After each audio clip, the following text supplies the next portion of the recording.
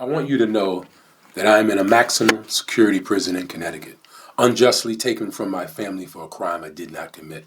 But I've spent my wrongful incarceration time designing a way to rescue children before they are pulled into the hellfire that addiction traps them in. I need to tell you a story about my life growing up. This story will give you an understanding of how the drug epidemic has affected our families and why we need Trinity AI. It's called Crack to Fentanyl, My Brother's Death in Paradise. My mom raised her nephew Buddy and his older brother Dougie, along with her 4 children as one family, which made them our eldest brothers. We were proud when Dougie joined the military. Buddy stayed as our fierce protector and my hero. We were welfare poor, and as a kid, safety in the hood in the north end of Waterbury was a critical need. Some of us were afraid of the older guys because we knew they had guns and they would threaten us. But some of my friends would threaten them right back by saying, "We're going to tell Ernie's brother Wild Weed," which was Buddy's street nickname. Buddy was 6'2", 220 pounds of chiseled muscle from lifting weights. He was respected and feared by the entire neighborhood. He was handsome, wore very nice clothes, and the girls loved him. I tried to emulate everything he did. Whenever he was out of the house, he let me go into his room and lift weights. He got a great job at Pratt & Whitney and moved into his own apartment. He personified being cool, powerful, and intelligent. But he was vulnerable living in a drug and crime-infested community. But he found pleasure from cocaine and money from selling drugs. He told me I better not start getting high because I was going to be a football star and go to college. He would give me money when I got A's, especially when I got straight A's. However, at 10 years old, unbeknownst to Buddy, I started smoking weed. But I kept my promise and I never messed with cocaine. But 10-year-old children smoking marijuana in the hood right now are likely to eventually smoke marijuana laced with fentanyl because drug dealers put fentanyl in most of the drugs they sell. From my earliest memories, Buddy used to take me fishing to Lakewood Park, our paradise. He was known to be the best fisherman in our community. One summer, Buddy said he was thinking about buying an inflatable boat because he wanted to go to the island in the middle of Lakewood to catch a big largemouth bass. My mom was happy for me, but also nervous because she knew I couldn't swim. When we arrived at Lakewood, Buddy inflated the boat with the air pump. This was my first time in a boat. I was amazed. We had the whole island to ourselves. We caught all kinds of fish. When it got late in the day, I cast it out and I thought I got snagged. However, Buddy yelled, "You're not snagged. You got a big one on the line." He said, "Reel it in with all your strength." He told me to pace myself by reeling for a while and then resting, and this would tire out the fish. I had watched him do it so many times I knew exactly what to do. Finally, I reeled him in close to the shore, and Buddy and I were shocked. It was a huge largemouth bass. Buddy said it was one of the largest bass ever caught out of Lakewood. He said, "I knew you can do it." I was bursting with joy inside when Buddy said, "It's time to go. You just made the catch of the day." We went back to the other side of the island where we tied up the boat. We were stunned. The boat had lost a lot of air. It had a slow leak. And Buddy left the air pump in the car and it was getting dark. He said, "Don't worry, we'll be fine." I said, "I'm not worried. I have you." I'll never forget how he looked at me because he knew I couldn't swim. All I could think about was showing off my big bass when we reached home. When we got in the boat, the weight started forcing the air out faster. Now I realized that something was seriously wrong. Buddy was rowing the boat so fast it was splashing water inside the boat. I watched Buddy become the Incredible Hulk. I told him, "Don't worry, we're going to make it." He smiled for a second and kept rowing relentlessly while we were losing air. We made it back and he was completely exhausted and laid down by the shoreline to rest before we drove home. When we got near the house, he said, "Don't tell Mom about the hole in the boat." When we walked in the house, my mother and grandmother acted like I just caught Jaws. It was one of the most special days of my entire childhood, which started in Lakewood Park, our paradise. From this point on, it's emotional because I feel like the drug epidemic stole Buddy from me. This is what has driven me to create the Trinity AI drug prevention system. The square park, now named the Martin Luther King Jr. Park, was right down the street from my house. It was where all the action took place in the hood and where Buddy took care of business.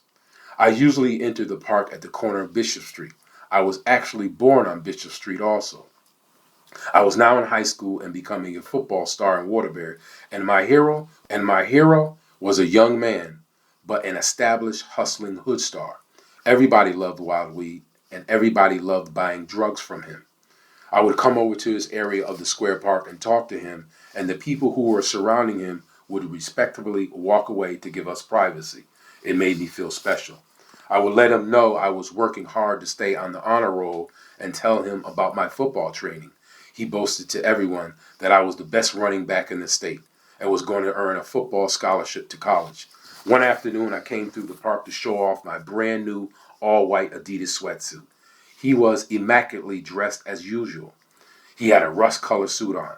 I was so proud of him, and he was so proud of me. We stood together as if I were a prince, and he was the king of our hood. However, in the early 80s, crack was becoming the real king. The older drug dealers like weed were used to sniffing coke, smoking marijuana, and having a couple of drinks. But something had drastically changed in the new hustling game. You can't get high on your own supply. In one season, an entire generation of hustlers were brought to their knees along with our community. The young drug dealers that took over did not smoke crack and use their guns to claim their territory, but it was destroyed and consumed by the drug plague. I'll never forget that fatal summer. I entered the park and could see Buddy walking towards me. I was enthused to see him because I hadn't seen him in a while.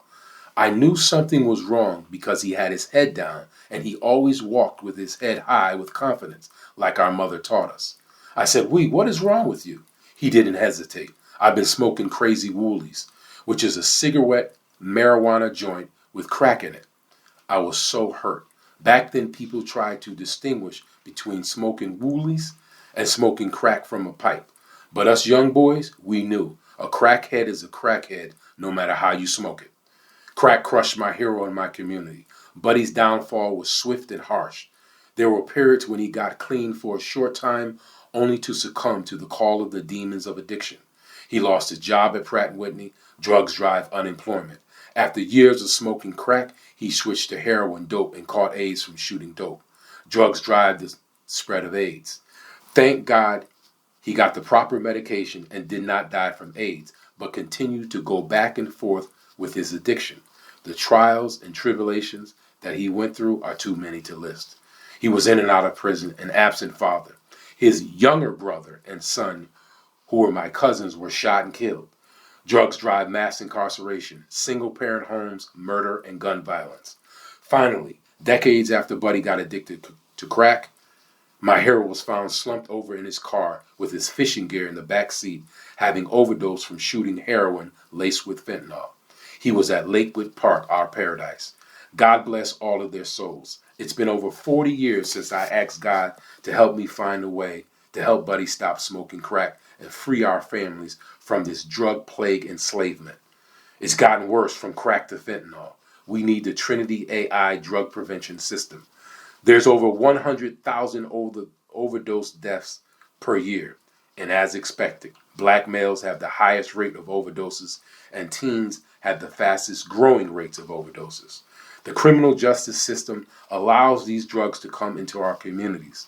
Politicians, judges, and police continue to mass incarcerate the victims of fentanyl, similar to the way they did with crack. Think about this scenario. It's called the Chinese fentanyl connection. Fentanyl sent from Beijing, China, 7,000 miles away through numerous U.S. federal and state government agencies and reaches the hood on Willow Street in Waterbury. A 10-year-old child smokes marijuana laced with the fentanyl that came from China. He got the fentanyl from a 15-year-old kid. The 15-year-old teenager smokes and sells the fentanyl. The black teenager is arrested by police for selling the fentanyl and demonized by the media and blamed for the fentanyl drug epidemic. Government officials and police should be arrested themselves for letting it in. Once the fentanyl reaches the victims in our neighborhoods, then our government has failed. If they used more advanced technology like True Narc, maybe some of these drugs would not get into low-income communities, middle class, or wealthy communities. The full truth about the failed war on drugs can be seen in a documentary called The House I Live In, The History of the War on Drugs by Eugene Cherokee. As I said, drugs drive crime in America. Listen to these statistics. 85% of prisoners have an active substance use disorder or were convicted of a crime involving drugs. Over 90% of these addicts start using drugs as children and teens. Drugs are linked to 86% of homicides. Guns are the leading cause of death among children and teens. Black males are 21 times more likely to be shot and killed by police than whites. But this is the worst statistics. Every year, 46,240 black Americans are shot. That's more than many active wars around the world. We are at war with each other. It is depressing. These next crime stats are related to women as victims. More than half of all sexual assaults involve drugs or alcohol by the perpetrator or victim. There are 433,000 rapes per year. We are a despicable society. Rape is the most underreported crime. 63% of sexual assaults are not reported. White male sexual predators tend to have more deviant sexual interests in minors and more likely to offend against minors than black males. Female teens with drug problems are 18 to 21 times more likely to be sexually abused. The most important stat to me is that programs that leverage men and boys as allies for prevention have shown significant decreases in rapes. You can guarantee that the boys and men in Trinity AI drug prevention system will be trained as powerful allies to prevent sexual abuse and rape. Substance abuse is absolutely no excuse for murder or rape, but we know eradicating childhood addiction will drastically reduce these crimes. I formulated this pioneering solution to protect youth from addiction. The Trinity AI drug prevention system is designed to replace the failed trillion-dollar war on drugs. A major objective is to save taxpayers billions of dollars because we will not have to continue to pay for policing endless drug crimes, courts, and mass incarceration, which will decrease exponentially. I'm going to give you a more detailed description of Trinity AI. The war on drugs is an old, outdated approach to protecting youth from drugs. I believe we have to take a leap into the future if we want to save young people. There are three interrelated parts to this innovative system. Part 1, the Trinity AI Wisdom Drug Detector. Part 2, the Drug Prevention AI Smartwatch. Part 3, the Drug Prevention Smart Dog with AI Collar. And the Drug Prevention Coach Practitioner will use human guidance, the 3 Trinity AI devices, and an AI assistant. Part 1, the Trinity AI Wisdom Drug Detector, is a tiny band that fits around the back molar tooth, invisible to the public. All you will see is the kid's beautiful smile. It will detect nicotine, alcohol, drugs consumed in the mouth and the nose from vaping, smoking, sniffing through the nose, drinking eatables, or swallowing pills. Capsules will be detected when they're dissolving in the mouth, esophagus, and stomach. On the first inhalation, the inhibitor will attack the drug, not giving it a chance to produce a high or develop an addiction to disease. The Wisdom Drug Detector will alert the Drug Prevention AI Smartwatch that a drug has been detected. Part 2, the Drug Prevention AI Smartwatch, has Function A, Function B, and Function C. Function A, the smartwatch will detect if the child consumes drugs, alcohol, or nicotine, and the watch will release a topical cream to inoculate the child with an inhibitor to reverse the drug effect. The AI watch is made to be a deterrent because the adolescent will know if he or she uses, it will be detected and the inhibitor will block the effect of the drug, and he or she will be held accountable. There are many more, but this is 7 ways the AI smartwatch will detect drug use. Number 1, the smartwatch can analyze 24/7 biometric data such as extreme heart rate spikes, irregular heart rhythms, abnormal fluctuations in skin temperature and blood oxygen levels. Number 2, AI tracks erratic behavioral changes in physical activity, sleep patterns, and movement, which could indicate impairment. Number 3, it tracks movement like repeatedly missing steps or unstable walking patterns detected by the watch's gyroscope or accelerometer. Number 4, AI can detect slurred speech, delays in response, or altered vocal patterns. Number 5, the smartwatch analyzes sweat or skin secretion from chemical markers. AI interprets these biomarkers to detect traces of substances like alcohol, opioids, or stimulants. Number 6, it will monitor vital signs like low oxygen saturation or erratic blood pressure changes. And number 7, AI has machine learning for personalized detection. It compares real time data with baseline health metrics to identify deviations. Over time, AI learns the kid's typical physiological and behavioral patterns, which enhances accuracy. Trinity's goal is to help kids make healthy choices. Therefore, the AI smartwatch also has Function B and Function C. Function B is a mental health drug prevention AI companion, which will be available to Trinity kids to communicate with at any time, especially in emotionally challenging situations that could make them vulnerable to drug use. The AI companion will guide them towards sensible thought processes and decisions, especially on social media. Function C, the Smart Dog AI Collar Command.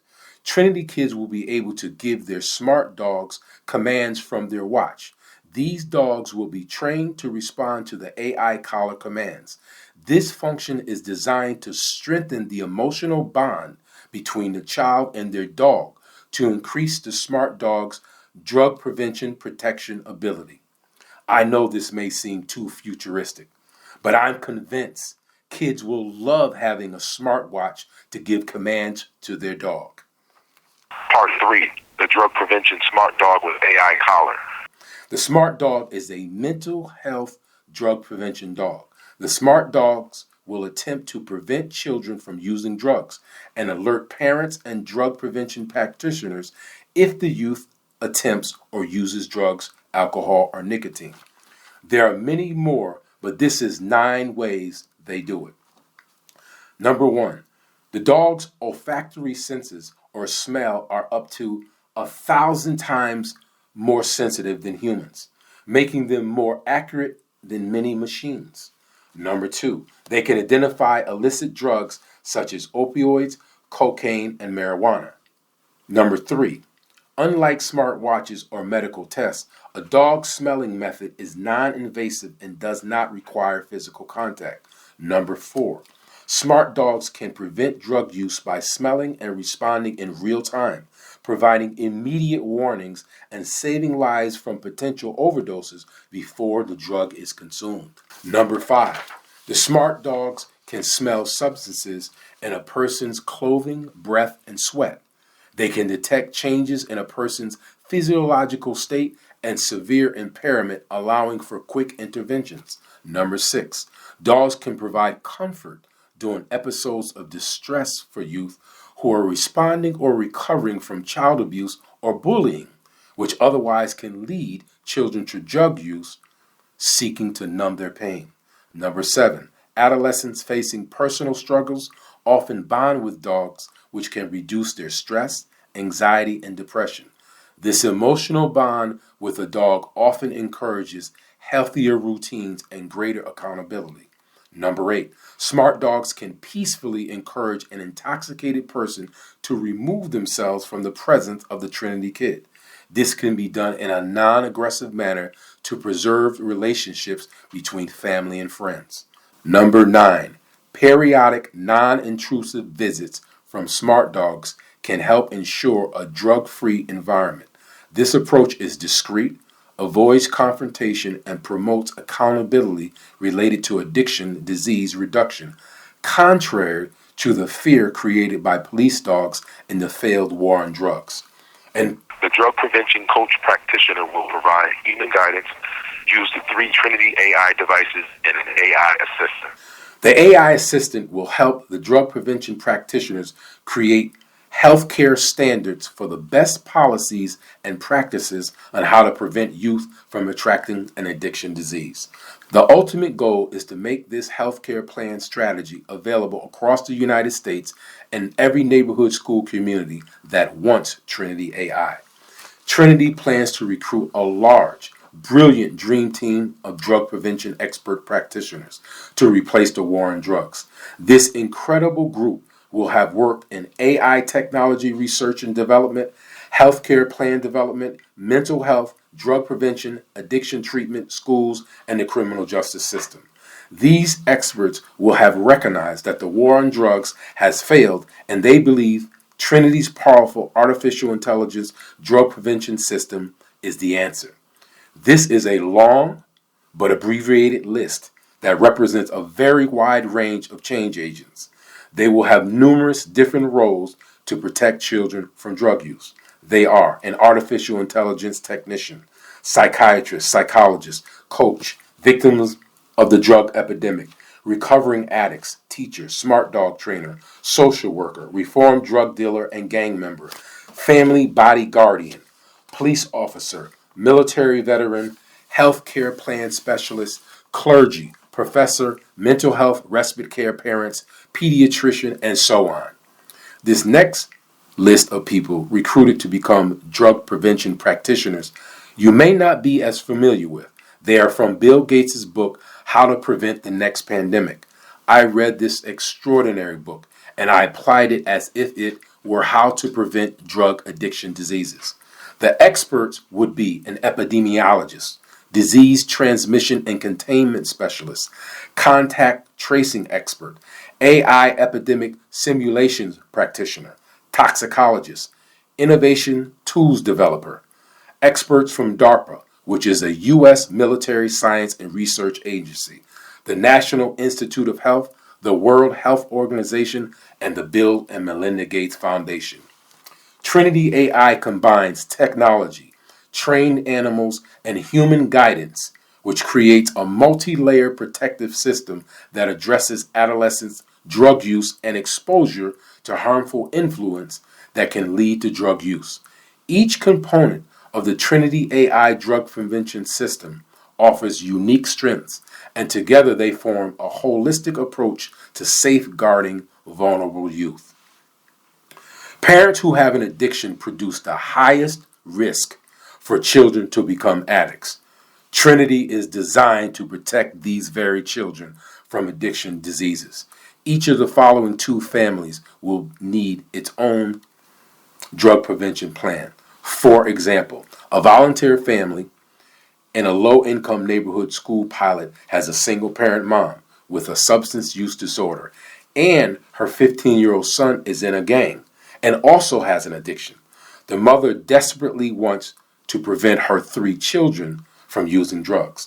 Based on the drug prevention needs assessment, this will require all 3 parts of the Trinity AI system.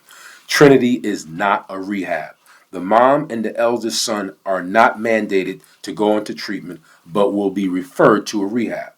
Her 3 younger children will be the official patients in the Trinity program, and the mother will have to agree to some reasonable stipulations. An AI smartwatch for the 3 kids, an in-home smart dog, and drug prevention therapist. This next example is in a wealthy neighborhood school pilot project. A married couple. Dad is an alcoholic, and they have a 12-year-old daughter. The mom is very worried because there is a serious drug problem among teenagers in their local high school. Trinity determines that the kid will start with an AI smartwatch, no in-home smart dog, but a drug prevention coach who works with a smart dog with an AI collar. My mission is clear. I need your help to stop the suffering in families all over America. Our children are slowly dying inside while parents helplessly watch their child's innocence stolen because of this ruthless disease. We need the Gates Foundation to start a pilot project that will develop the AI technology for the Trinity AI drug prevention system to be implemented in 3 neighborhood school communities: a low income, a middle class, and a wealthy community. Please send, share, or tag this podcast to everyone that cares about youth drug prevention, along with community leaders, schools, criminal justice reformists, clergy, celebrities, athletes, and social media influencers. Click onto the Trinity AI link to sign the petition that will go directly to the Gates Foundation. Finally, I'm Dr. Garlington. I'm a Christian warrior, and thank you so much for listening. May God bless you. I truly love you all.